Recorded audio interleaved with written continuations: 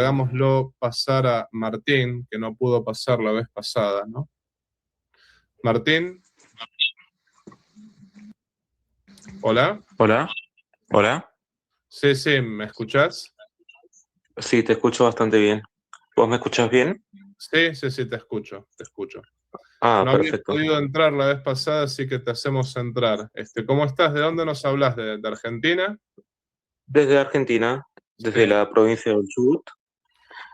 Y más información no quiero dar, ¿viste? Pero está bien, todo bastante bien. ¿Sí? está todo bien. Bueno, ¿en qué te puedo ayudar, Martín?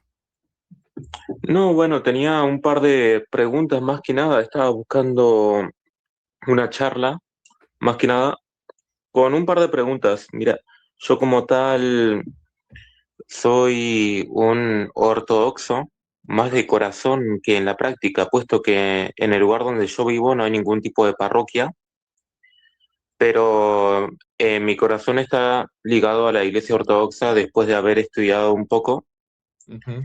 y aún así eh, tengo bastante respeto por la Iglesia Romana, y Ajá. quería aclarar un par de dudas y tener una charla con alguien que sepa más que yo del tema. Sí, con gusto. Si te puedo ayudar, adelante, haceme las preguntas que me tengas que hacer. Perfecto. Una pregunta.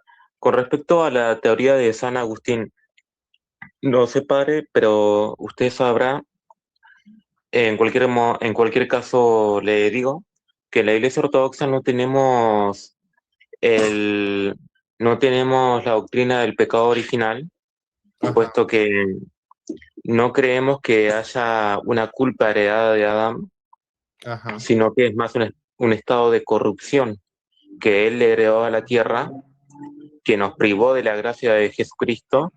Sin embargo, no es culpa nuestra el pecado personal de él, es más una especie de enfermedad heredada. ¿Cuál es la visión católica romana de este asunto?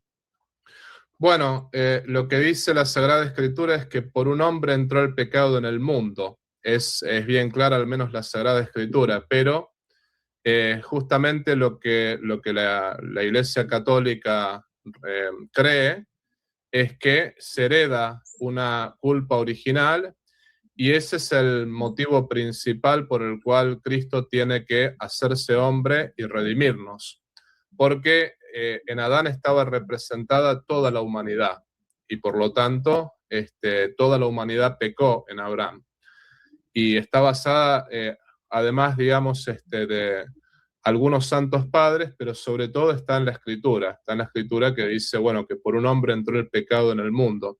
No tendríamos el pecado si no hubiese sido por Adán. Entonces, por lo tanto, todos nacemos con lo que se llama el pecado original. Voy a serte sincero, desconocía yo de mi parte, esto es nuevo para mí, porque bueno, no soy experto tampoco en iglesias ortodoxas, ¿no? Pero desconocía que los ortodoxos no aceptan el pecado original en cuanto tal. Esto, más bien dicho, es nuevo para mí, voy a tener que serte sincero, ¿no? O sea, no lo sabía, sinceramente. Pero te explico, para nosotros sí, el pecado original está, digamos, heredado de Adán y Eva y es un pecado que todos nacemos con el mismo. ¿Mm? No, no se preocupe, padre, porque yo tampoco tengo mucha información ni de la Ujú. católica romana y tampoco soy un experto en la ortodoxa, así que Yo no se preocupe. conozco, sí, yo conozco algo, más bien dicho, conozco bastantes cosas de la Iglesia Ortodoxa porque estudié el tema. Sin embargo, no me metí en profundidad en la teología del pecado original, pero así que todo bien, siempre se aprende algo nuevo, pero no sé si Mire, te contesté, adelante. Sí, sí. dentro de todo, en nuestro caso nos basamos en el hecho de que heredamos un estado corrompido, privados de la gracia de Dios una vez que nacemos, pero no la culpa por un par de escrituras. La más clara es Ezequiel 18 y 20, en donde, si me permite, lo leo. Sí, sí, adelante.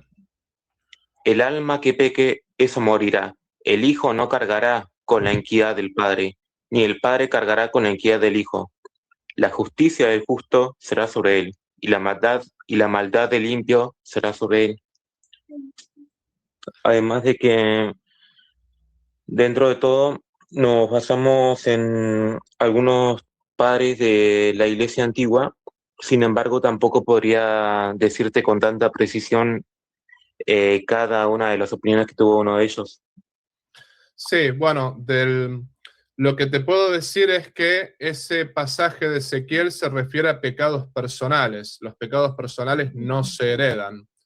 Pero, por ejemplo, el texto de San Pablo que dice que por un hombre entró el pecado en el mundo, eso se refiere a todos los hombres, ¿no? Ahora, está hablando del pecado de Adán y Eva, que fue lo que se transmitió por generación. O sea, la explicación que dan los teólogos católicos, como para que te des una idea, es que así como si yo estoy enfermo y, por ejemplo, si yo tuviese esposa, ¿no? Si mi esposa está enferma y yo estoy enfermo, uno le transmite la naturaleza caída a los hijos, ¿no? Pasa, por ejemplo, que si dos muchachos con síndrome de Down tienen un hijo, ese hijo nace con el síndrome de Down, en la mayoría de los casos. Como que el pecado original, Adán y Eva antes tenían todos los dones preternaturales, dones sobrenaturales, el don de impasibilidad.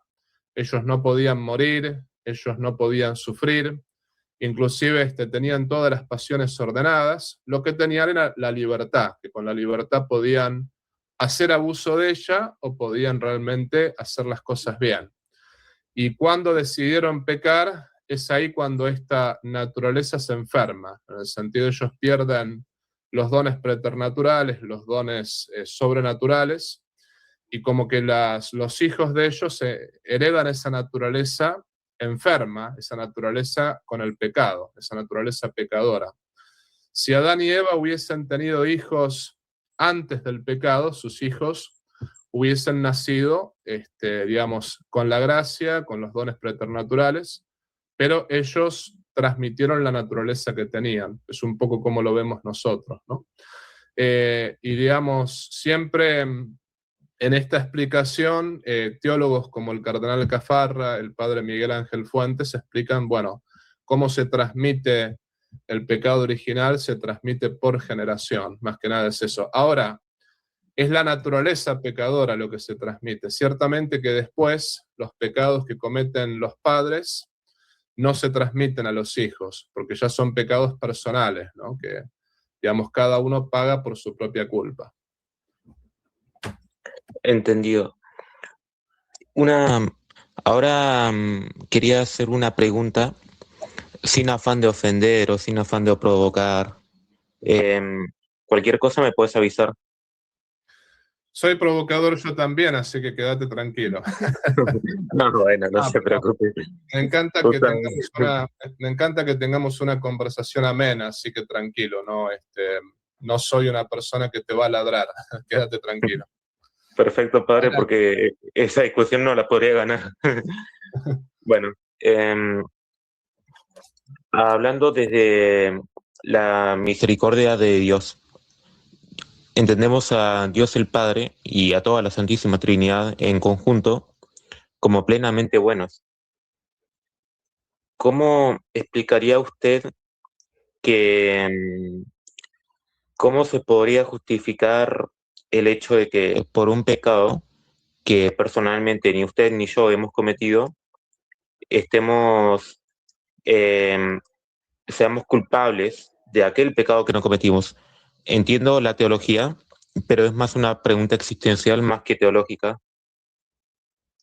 ¿Cómo Sí, lo podría explicar alguien? sí, es totalmente entendible tu pregunta y ciertamente que me la han hecho varias veces. Lo que hay que decir con respecto a tu pregunta es lo siguiente.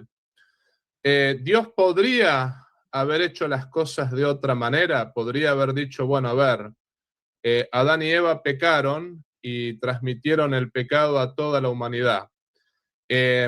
Podría haber dicho, no, en realidad el pecado es solo de Adán y Eva y justamente libero a toda la humanidad de la falta.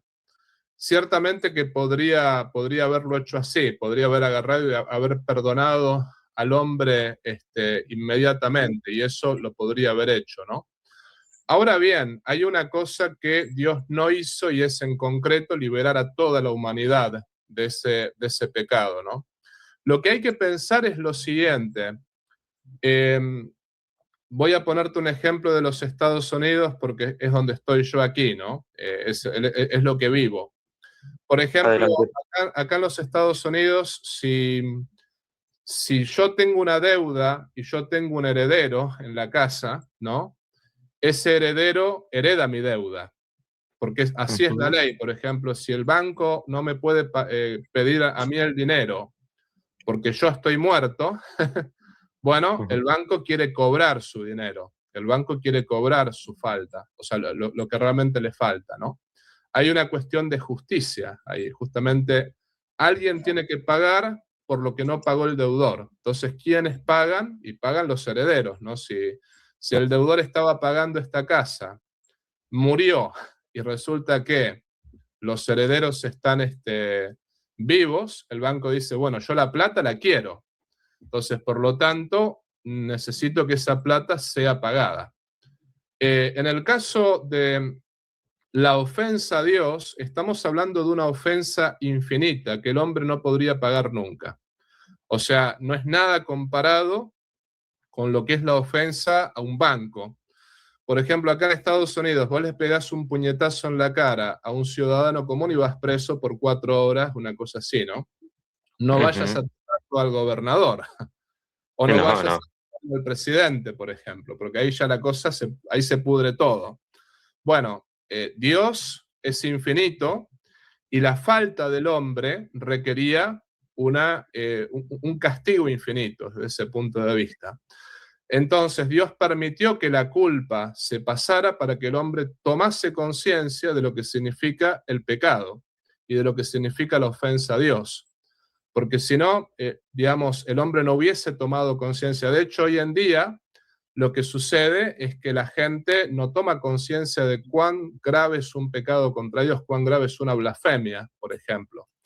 Entonces, Dios decidió que la culpa se pasara, o sea, que la naturaleza caída, así del hombre como estaba, se pasara, para que el hombre tomase conciencia cuán grave fue lo que hizo Adán y lo que hizo Eva.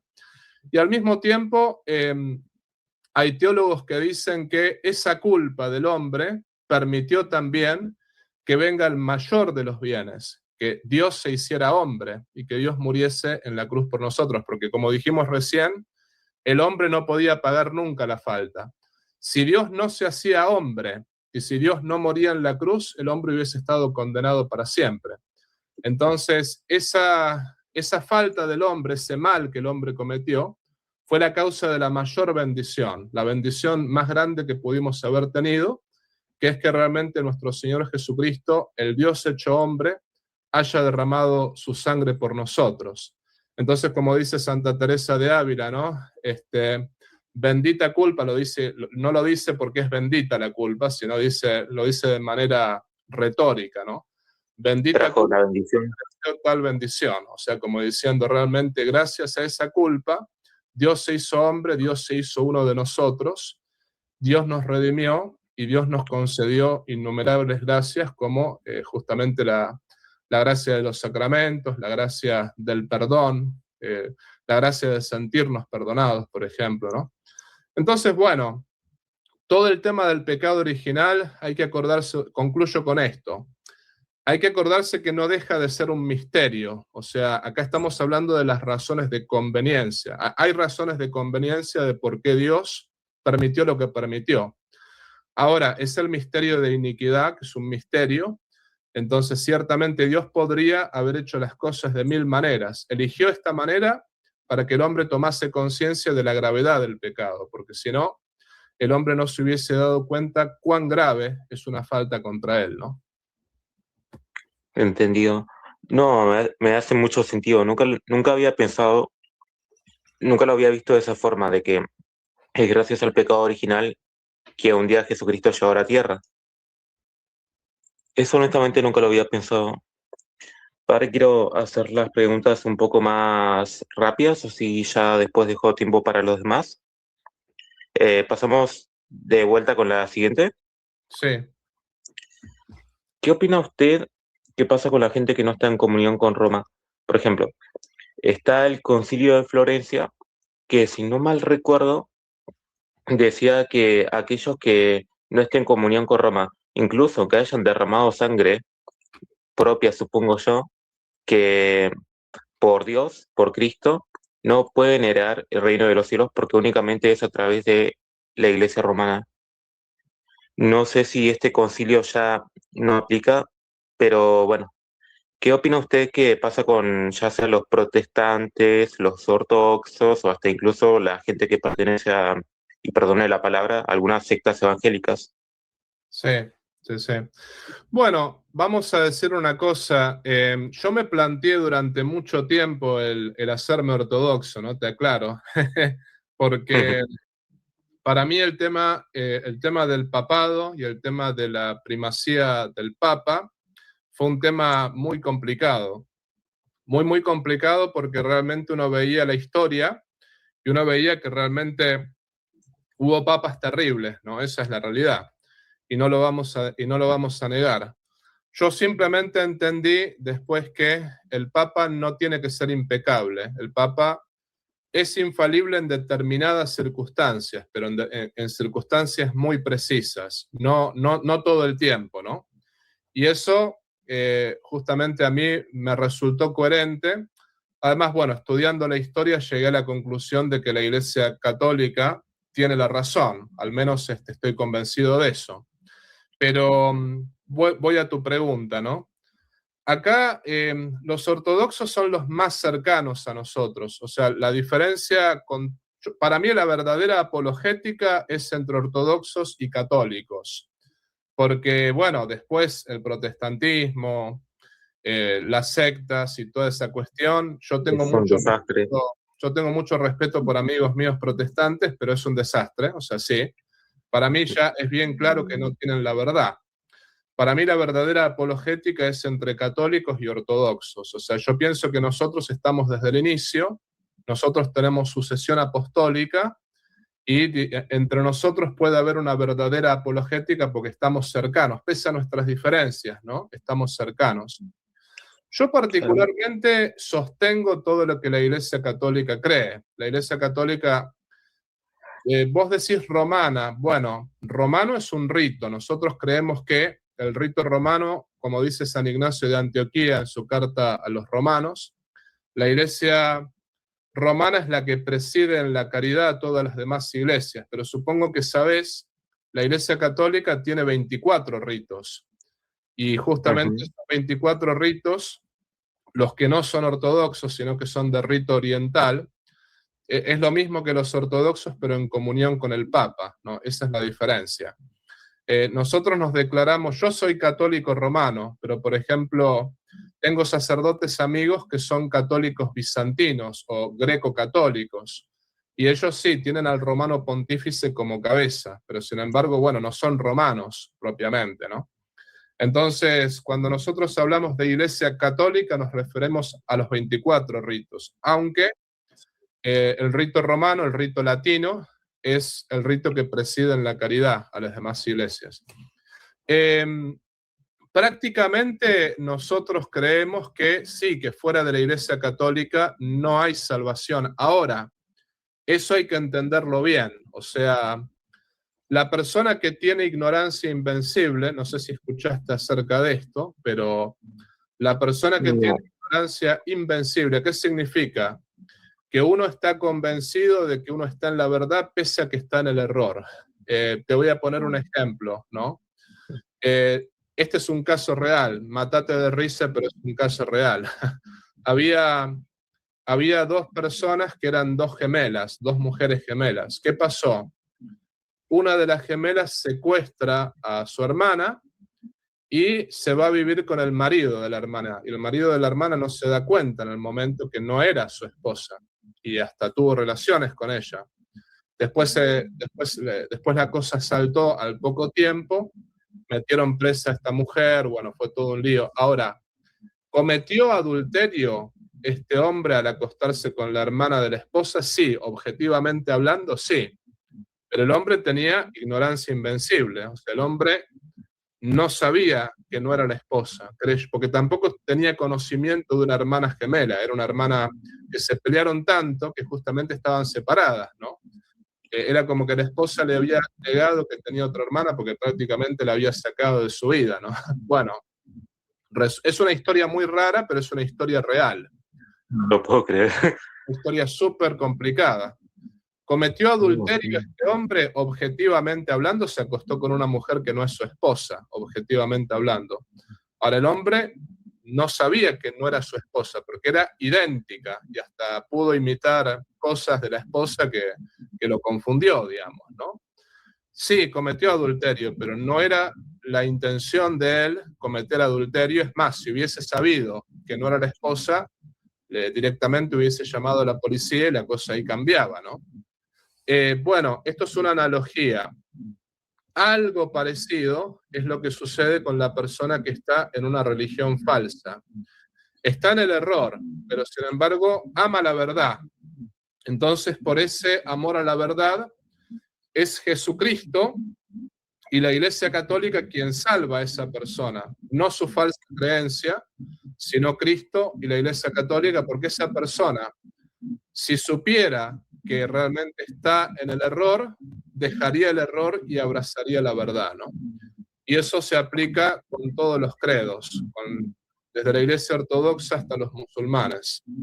Ahora, cuando la persona realmente ya sabe que está en el error, es muy distinto. Si el hombre supiera, no es mi esposa, es la hermana de mi esposa, si a partir de ahí empieza a acostarse con ella, ya cometería adulterio. Bueno, lo mismo pasa, o sea, ya empezaría a cometer adulterio culpablemente, porque cometía adulterio antes inculpablemente, ahora culpablemente. Lo mismo pasa con aquel que sabe que la Iglesia Católica es la verdadera y aún así se resiste a convertirse. Esa persona no se puede salvar porque justamente no aspira a la verdad.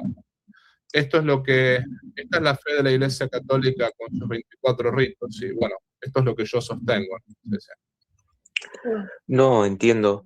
Es bastante parecido a lo que creemos en la Iglesia Ortodoxa. De hecho, acá lo que se valora es más que nada, es algo similar dentro de todo. Lo que te puede condenar realmente es la persistencia en el error una vez que ya fuiste refutado y en tu mente sabes que es mentira, pero aún así persistís en el error. Últimamente nosotros no tenemos una teología tan compleja como la que tienen los católicos romanos, que es de admirar. A veces simplemente caemos mucho en directamente decir es un misterio y últimamente creemos que la persona que se condena es la que sabe que no está, sabe cuál es la verdad, pero aún así se rehúsa a aceptarla. Correcto, es eso lo que nosotros creemos y bueno, nosotros estamos convencidos que la verdad está en la Iglesia Católica con sus 24 ritos, ¿no? Pero algo que yo creo que entre los ortodoxos y los católicos realmente se tiene que discutir, obviamente, y es el tema del primado de Pedro y de sus sucesores, ¿no? Yo creo que ahí está la clave de todo. Esa es la cuestión principal. Por ejemplo, resolviendo el tema del papado, se resuelve todo lo demás. Ahora bien, yo entiendo que es un tema difícil, sobre todo culturalmente. Yo estuve mucho tiempo en Italia y ahí yo conocía ortodoxos, ¿no? Uh-huh. La cosa está que esos ortodoxos, alguno que otro estaba cerca de la Iglesia Católica, pero lo que me decían era, para mí es muy difícil cambiar mi mentalidad. O sea, como que estaban, porque esta gente venía de Rusia, esta gente venía de Ucrania, y decía, para mí es muy difícil cambiar mi mentalidad. Yo fui criado como ortodoxo. Y bueno, teníamos diálogos sobre el tema, ¿no? Fui criado como ortodoxo.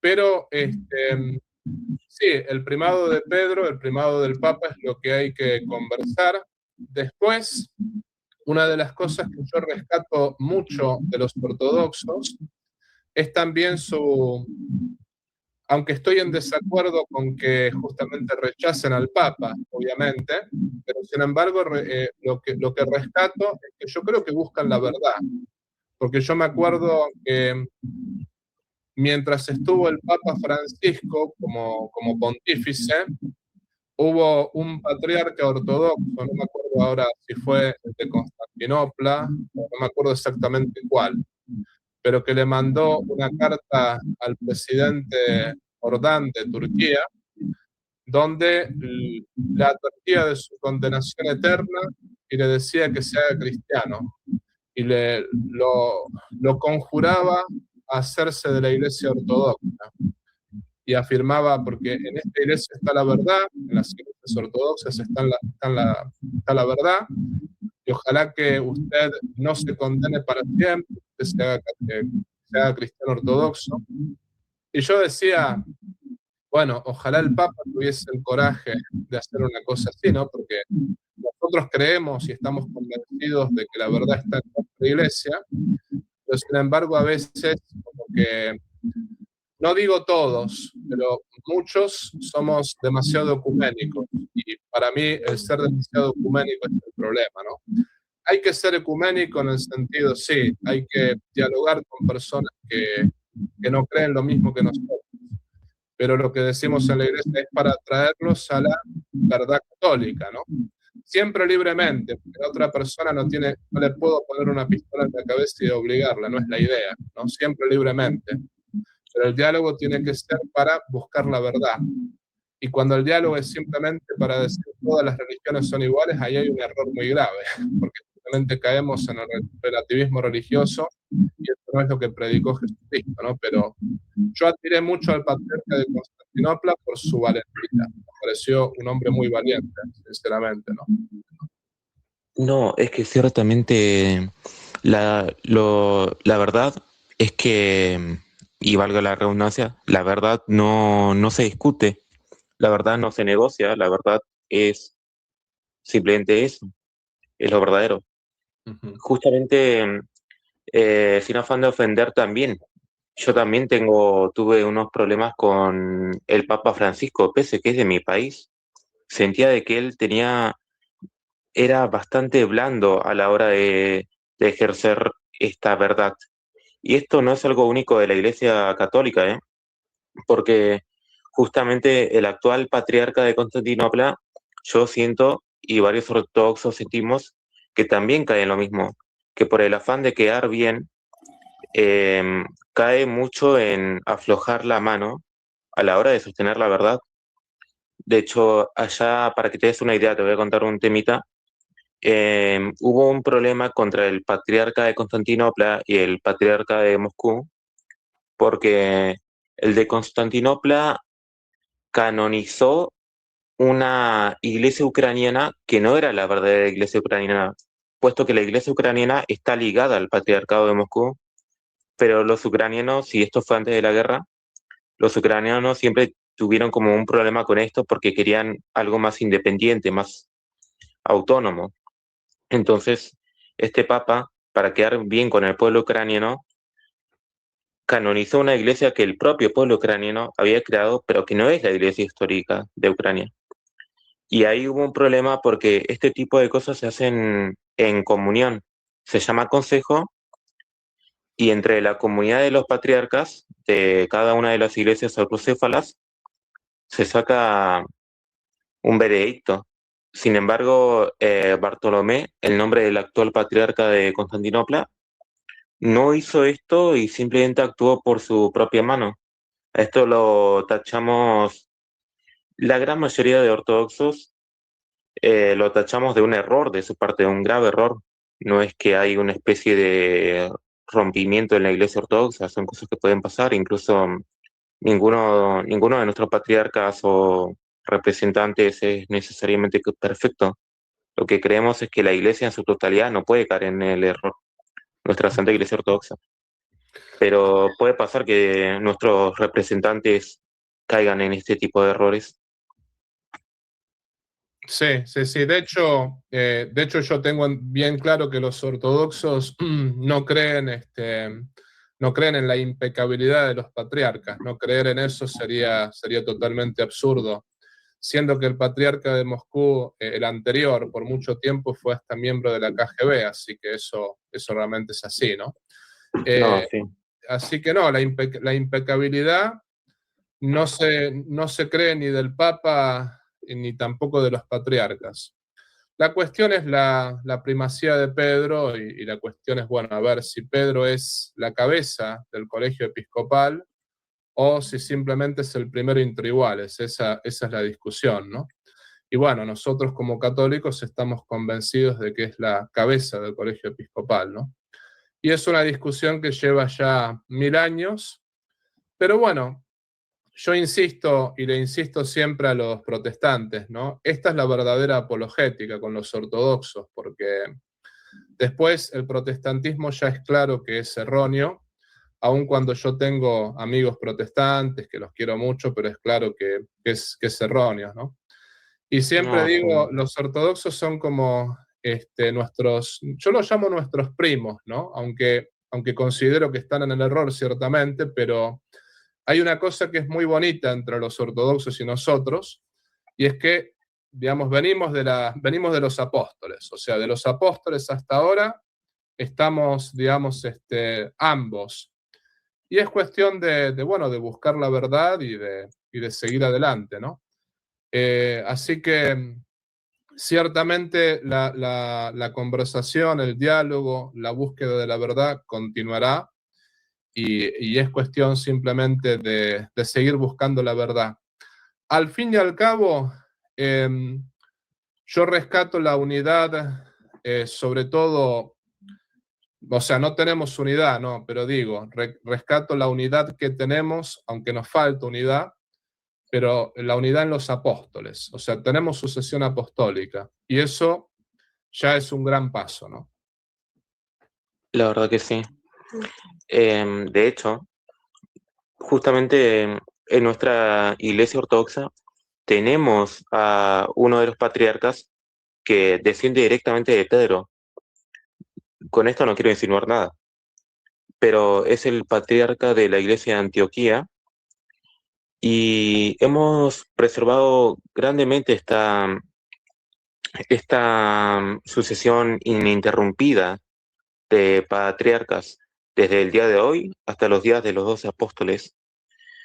Por eso es que usualmente no, usted vio que hay bastantes ortodoxos que son bastante tóxicos en internet, pero también puede pasar para cualquier tipo de creencia también. Sin embargo, Católicos, somos bastante... sí, católicos también, no te creas. Hay católicos bien tóxicos también, así que espero no ser uno de ellos, pero No, no se preocupe, fue una charla encantadora. sí, sí. Bueno, Pero me encantó la charla, sí. Y no hay contradicción que Pedro sea patriarca de Antioquía también, porque, por ejemplo, el Papa Francisco fue arzobispo de Buenos Aires, ¿no? Es normal haber estado en una eparquía y después ir a otra, ¿no? Pero bueno, es una discusión ya aparte. Pero a mí me encantó nuestra charla y sobre todo que fue una charla amena, una charla muy constructiva y hoy aprendí algo nuevo también porque a mí me gusta aprender y puedo decir que hoy aprendí algo nuevo. Hoy aprendí que los ortodoxos no tienen el dogma del pecado original.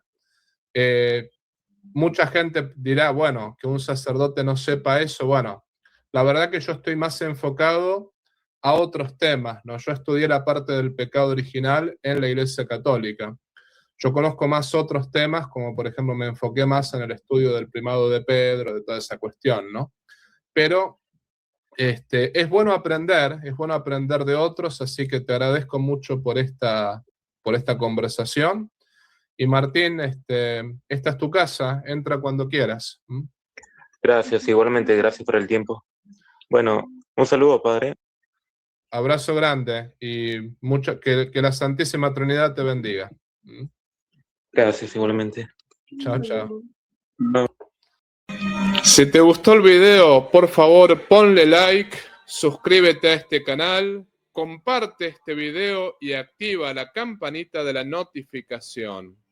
También, si deseas colaborar económicamente con este apostolado virtual, te invito a hacerlo por PayPal, también por un super chat, o puedes unirte al canal como miembro. En la descripción de este canal vas a ver el modo concreto cómo colaborar con este apostolado. Si no puedes colaborar económicamente, no te preocupes. Este apostolado es gratuito y todos los videos son gratuitos. Lo más importante es que compartas este video con las personas que estén a tu lado. La idea es llegar a todo el pueblo de Dios y la idea es poder predicar el Evangelio para mayor gloria de Dios y la salvación de las almas. Por otra parte, te quiero avisar que todo el dinero que se recaude con este apostolado virtual va a ser enviado para familias necesitadas y para mejorar esta misión en el sexto continente.